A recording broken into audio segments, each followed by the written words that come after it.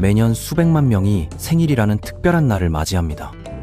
화려한 장식과 축하 메시지가 넘쳐나는 사람들이 있는 반면 아무 일 없는 평범한 하루로 지나가는 사람들도 있죠. SNS는 생일 축하 게시물로 가득하고 레스토랑에서는 촛불 꽂힌 케이크가 끊임없이 나오는데 말입니다. 오늘은 바로 이 특별한 심리적 현상에 대해 깊이 있게 알아보겠습니다. 그런데 정말 흥미롭게도 어떤 이들은 자신의 생일을 완전히 다른 방식으로 받아들입니다.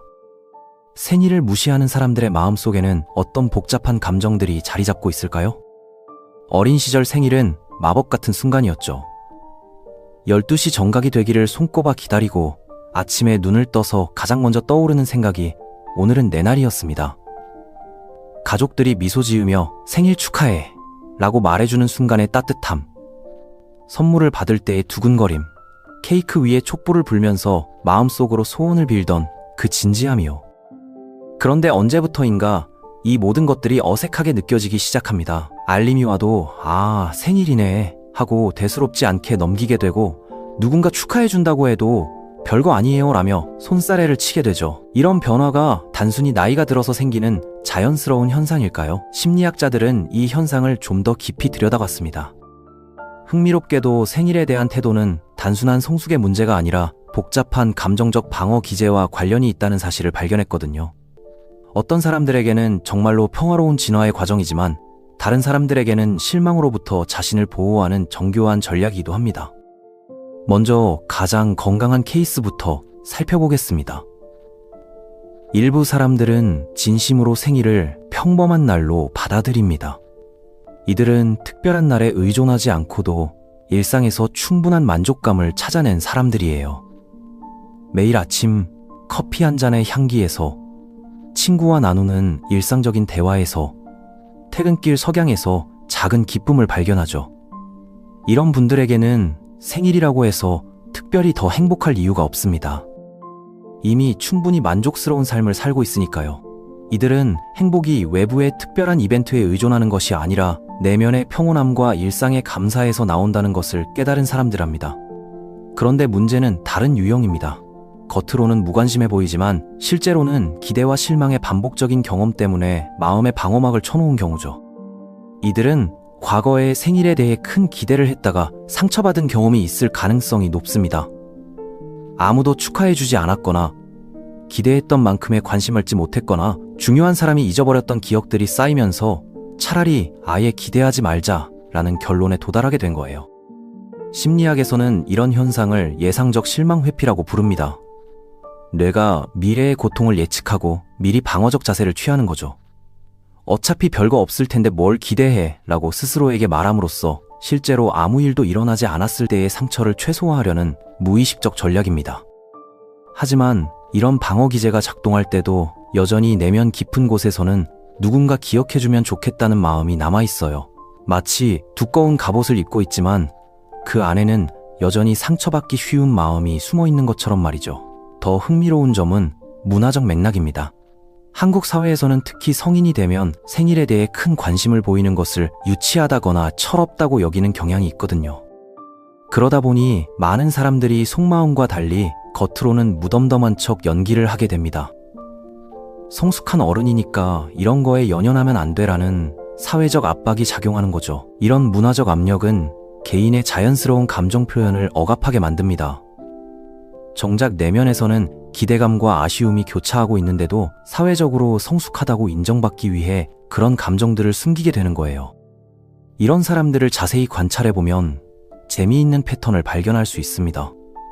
생일 며칠 전부터 미묘하게 예민해지거나 그날 하루 동안 핸드폰을 자주 확인하거나 누가 연락했는지 신경 쓰는 모습을 보이거든요. 입으로는 별거 아니에요 라고 말하지만 몸짓과 행동은 다른 이야기를 하고 있는 거예요. 이런 모순적 행동이야말로 인간 심리의 가장 복잡하고 아름다운 부분 중 하나입니다. 예를 들어 생일 전날 밤에 일찍 잠들지 못하고 이런저런 생각에 빠지거나 당일 아침에 평소보다 일찍 일어나서 하루를 어떻게 보낼지 은연중에 계획을 세우는 모습을 보이죠. 특히 평소 다른 사람들을 많이 챙기는 성격의 사람들이 이런 경향을 보입니다. 친구들 생일은 절대 놓치지 않고 챙기고 가족들 기념일도 세심하게 신경 쓰지만 정작 본인의 생일에는 그냥 넘어가요 라고 말하는 분들 많이 보셨을 거예요. 이들은 타인을 위해서는 얼마든지 시간과 정성을 쏟지만 자신에게는 유독 인색합니다. 다른 사람의 기념일에는 완벽한 계획을 세우고 깜짝 선물을 준비하지만 자신의 생일에는 뭘 그런 걸로라며 대수롭지 않게 넘기려 하죠. 심리학자들은 이런 패턴을 자기 돌봄 회피라고 분석합니다. 다른 사람을 돌보는 것은 편안하지만 자신이 돌봄을 받는 상황은 불편하게 느끼는 거죠. 관심의 중심이 되는 것에 대한 부담감, 남들에게 폐를 끼친다는 죄책감, 혹은 실망할지도 모른다는 두려움이 복합적으로 작용한 결과입니다. 내가 뭐라고 이런 관심을 받아야 해 라는 마음이 깔려 있는 거예요. 이런 심리의 뿌리를 더 깊이 파고들어 보면 어린 시절의 경험이나 가족 관계에서 형성된 패턴과 연결되는 경우가 많습니다. 예를 들어 어릴 때부터 다른 사람을 먼저 생각하는 게 좋은 것이라고 학습한 환경에서 자란 사람들에게 흔히 나타나는 현상이죠. 그런데 더 놀라운 것은 이런 사람들의 내면에서 벌어지는 감정적 드라마입니다. 생일 당일에는 겉으로는 평온해 보이지만 속으로는 온갖 생각들이 복잡하게 교차하거든요. 작년 이맘때는 뭘 했지? 벌써 이 나이가 됐구나. 시간 참 빠르네. 내년에는 뭐가 달라져 있을까? 같은 질문들이 머릿속을 맴돌죠. 동시에 누가 연락할까? 작년보다 축하 메시지가 많을까? 적을까? 내가 너무 신경 쓰고 있는 건 아닐까? 같은 상반된 감정들도 올라옵니다. 생일이라는 게 결국 시간의 흐름을 가장 직접적으로 체감하게 해주는 순간이잖아요. 1년이라는 긴 시간이 지났다는 사실을 받아들이려면 생각보다 많은 감정적 에너지가 필요합니다. 기쁨, 아쉬움, 불안, 기대감이 뒤섞인 복잡한 감정의 칵테일을 마시는 기분이랄까요? 그래서 일부 사람들은 이런 감정적 복잡함을 피하기 위해 아예 생일 자체를 부정하거나 축소시키려고 하는 거예요. 특히 목표를 달성하지 못했거나 큰 변화가 없었던 해에는 이런 회피 성향이 더욱 강해집니다. 이 나이에 이것밖에 안 되나 하는 자책감이나 남들은 다 뭔가 잃어가는 것 같은데 하는 비교 의식이 생일을 불편한 날로 만들어버리는 거죠. 하지만 이런 회피가 항상 건강한 것은 아닙니다. 감정을 억누르고 부정하는 습관이 반복되면 나중에는 정작 기뻐해야 할 순간에도 기쁨을 느끼기 어려워질 수 있거든요. 감정의 밸브를 너무 꽉 잠가 놓으면 긍정적인 감정까지 함께 차단되는 부작용이 생기는 거죠. 마치 추위를 막기 위해 두꺼운 옷을 입었는데 따뜻함까지도 느낄 수 없게 되는 것과 비슷합니다. 또 다른 흥미로운 관점은 생일을 대하는 태도와 자아 존중감의 관계입니다. 자존감이 건강한 사람들은 생일을 축하받는 것을 자연스럽게 받아들입니다. 내가 이 세상에 존재한다는 것 자체가 축하받을 일이야 라는 마음가짐이 기본으로 깔려 있거든요. 반면 자존감이 낮은 사람들은 내가 뭐 그렇게 특별한 사람인가 라는 의구심 때문에 축하받는 것을 부담스러워합니다. 이런 차이는 어린 시절 양육 환경과도 밀접한 관련이 있어요. 무조건적인 사랑을 받으며 자란 아이들은 자신의 존재 자체가 소중하다는 것을 당연하게 받아들이지만 조건적 사랑을 받으며 자란 경우에는 내가 뭔가 성취해야만 인정받을 수 있다는 믿음이 형성되거든요. 그러니까 단순히 태어난 날을 축하받는다는 개념 자체가 어색하게 느껴지는 거죠. 내가 특별한 일을 한 것도 아닌데 왜 축하받아야 하지? 하는 생각이 자동적으로 떠오르게 됩니다. 이런 사고 패턴은 완벽주의적 성향과도 맞물려서 더욱 복잡해집니다. 완벽주의자들은 자신이 설정한 높은 기준을 충족시키지 못했다고 느낄 때 자기 자신을 축하할 자격이 없다고 여기기도 하거든요. 흥미롭게도 생일에 대한 태도는 나이대별로도 다른 패턴을 보입니다. 20대 초반에는 아직 어린 시절의 설렘이 어느 정도 남아있어서 생일에 대한 기대감이 있는 편이에요. 하지만 20대 중후반부터는 현실적인 고민들이 늘어나면서 생일 따위에 신경 쓸 여유가 없다는 마음가짐으로 변하는 경우가 많습니다. 취업, 연애, 미래에 대한 걱정들이 생일의 즐거움보다 더 크게 다가오기 시작하는 거죠. 그러다가 30대가 되면 또 다른 변화를 겪게 되는데 이때는 시간이 얼마나 소중한지 깨닫게 되면서 오히려 생일의 의미를 다시 돌아보게 되거든요. 30대의 생일은 단순한 축하의 의미보다는 지금까지 어떻게 살아왔나를 돌아보는 성찰의 시간으로 여겨지는 경우가 많습니다. 이 시기에는 생일을 조용히 보내면서도 그 의미를 깊이 있게 받아들이는 사람들이 늘어나죠. 40대 이후에는 생일이 단순한 축하의 날이 아니라 성찰의 시간으로 받아들여지는 경향이 강해집니다. 지난 1년 동안 나는 어떻게 살았을까? 앞으로는 어떤 모습으로 살아가고 싶을까라는 질문들이 자연스럽게 떠오르는 시기거든요. 이 시기에 사람들이 생일을 평범한 날처럼 보내려고 하는 것은 무관심이 아니라 조용한 명상의 시간으로 활용하려는 의도일 가능성이 높습니다. 화려한 축하보다는 내면의 평화와 감사를 되새기는 시간을 더 소중히 여기게 되는 거죠. 하지만 여기서 놓치지 말아야 할 중요한 포인트가 있어요. 생일을 평범하게 보낸다고 해서 정말 아무도 축하해주지 않아도 된다는 뜻은 아니라는 거예요. 오히려 이런 사람들일수록 진심 어린 작은 관심에 더 큰 감동을 받을 수 있거든요. 거창한 파티나 비싼 선물보다는 생일 축하해, 고생 많았어 라는 간단한 메시지 하나가 훨씬 더 마음에 와닿을 수 있습니다. 중요한 건 그들이 선호하는 방식으로 관심을 표현하는 거예요. 대중 앞에서 화려하게 축하하기보다는 조용한 개인적인 공간에서 진심 어린 마음을 전하는 것이 더 효과적일 수 있습니다. 사실 생일이라는 것 자체가 참 묘한 의미를 가지고 있어요. 개인적으로는 자신이 이 세상에 태어난 날이지만 동시에 가족들에게는 새로운 구성원을 맞이한 기념일이기도 하고 친구들에게는 소중한 사람을 만난 날의 출발점이기도 하니까요. 그러니까 생일을 축하한다는 것은 단순히 나이를 먹는다는 사실을 기념하는 게 아니라 네가 이 세상에 있어서 고마워라는 마음을 표현하는 거라고 볼 수 있습니다. 이런 관점에서 보면 생일을 평범한 날처럼 여기는 사람들에게도 여전히 축하받을 가치가 충분하다는 결론에 도달하게 됩니다. 다만 그들이 선호하는 방식으로 다가가는 것이 중요하겠죠. 화려한 이벤트보다는 조용한 인정을, 큰 모임보다는 소소한 대화를, 물질적인 선물보다는 감정적인 위로를 더 원할 가능성이 높습니다. 이들에게는 함께 있어줘서 고마워 라는 메시지가 어떤 화려한 축하보다도 더 깊이 와닿을 수 있어요. 또 다른 흥미로운 관찰 포인트는 SNS와의 관계예요. 요즘은 페이스북이나 인스타그램 같은 플랫폼에서 생일을 자동으로 알려주잖아요.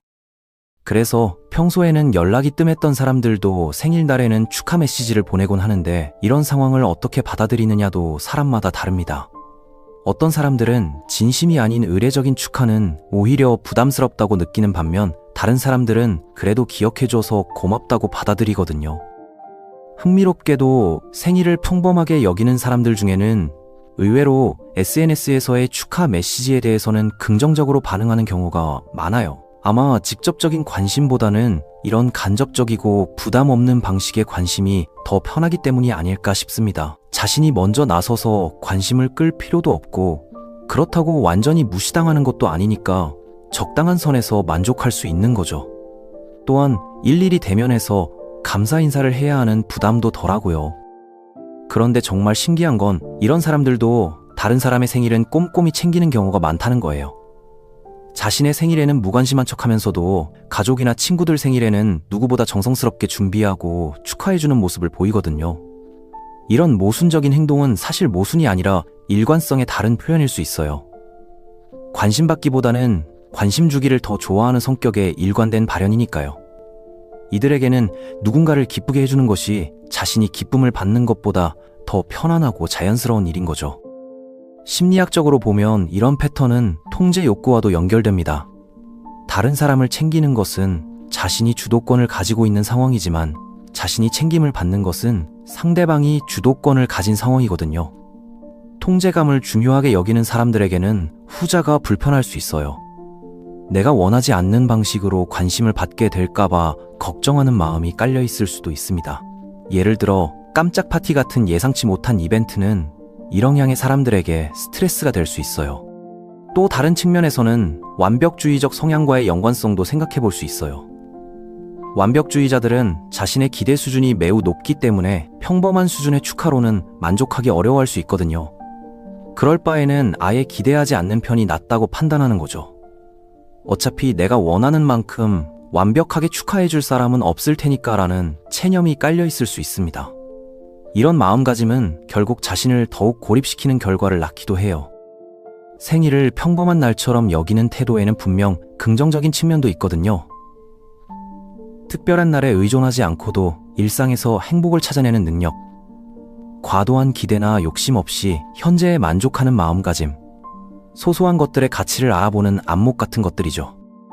실제로 이런 사람들과 깊이 있는 대화를 나눠보면 생일보다는 평범한 화요일 오후에 친구와 나눈 대화나 특별할 것 없는 주말 아침에 여유로운 시간을 더 소중하게 기억하는 경우가 많아요.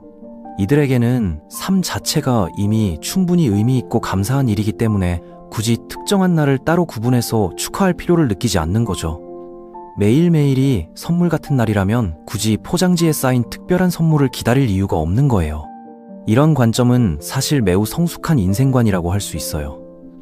행복이 외부의 특별한 이벤트에서 오는 게 아니라 내면의 평화와 감사에서 나온다는 걸 깨달은 사람들의 모습이니까요. 불교나 명상 전통에서 말하는 일상의 깨달음 같은 개념과도 맞닿아 있습니다. 특별함을 추구하지 않아도 평범함 속에서 충분한 의미를 발견할 수 있다는 철학적 관점이죠. 그렇다고 해서 모든 사람이 이런 태도를 가져야 한다는 건 아니에요. 사람마다 성향이 다르고 행복을 느끼는 방식도 다르니까요. 어떤 사람들에게는 특별한 날의 설렘과 기대감이 삶의 중요한 활력소가 될 수 있거든요. 중요한 건 각자의 방식을 존중하고 이해하는 마음가짐이겠죠. 생일을 크게 축하하는 사람도 평범하게 넘기는 사람도 모두 자신만의 이유와 방식이 있는 거니까요. 특히 주변에 생일을 평범하게 여기는 사람이 있다면 그들의 태도를 재미없다거나 무관심하다고 판단하기보다는 그 뒤에 숨어 있을 수 있는 다양한 심리적 배경을 이해하려고 노력해보는 게 좋겠어요. 어쩌면 그들만의 특별한 방식으로 삶을 축하하고 있을 수도 있으니까요. 화려한 파티 대신 조용한 산책을, 큰 선물 대신 작은 감사를, 시끌벅적한 축하 대신 평온한 성찰을 선택하는 것일 수도 있거든요. 만약 이런 사람들에게 관심을 표현하고 싶다면 그들의 성향을 고려한 방식을 선택해보세요. 갑작스러운 깜짝 이벤트보다는 미리 양해를 구하는 것이 좋고, 화려한 축하보다는 진심 어린 한마디가 더 감동적일 수 있어요. 또한 생일 당일에 집중하기보다는 평소에 꾸준히 관심과 배려를 보여주는 것이 이들에게는 더 의미 있게 다가갈 수 있습니다. 결국 이들이 원하는 것은 특별한 하루의 관심이 아니라 지속적인 진심이니까요.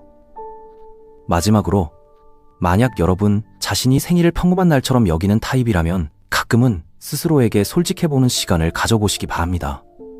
정말로 아무런 기대나 바람이 없는 건지, 아니면 실망을 피하기 위한 방어기제는 아닌지 돌아보는 거죠. 만약 후자라면 조금씩이라도 마음을 열어보려는 시도를 해볼 만합니다. 완벽한 축하를 기대하기보다는 작은 관심과 배려에도 감사할 수 있는 마음을 키워보는 거예요. 동시에 자신만의 방식으로 생일을 의미 있게 보내는 방법도 찾아보시길 권합니다. 다른 사람들의 축하를 기다리기보다는 스스로에게 1년 동안 수고했어 라는 마음을 전하는 것도 좋은 방법이에요. 어떤 방식이든 여러분이 이 세상에 존재한다는 것 자체가 축하받을 일이라는 사실만은 변하지 않습니다. 화려한 파티든 조용한 성찰이든 여러분만의 방식으로 그 의미를 되새기며 살아가시길 바라겠습니다. 오늘 준비한 영상은 여기까지입니다. 구독과 좋아요는 영상을 만드는 데 큰 힘이 됩니다. 시청해주셔서 감사합니다.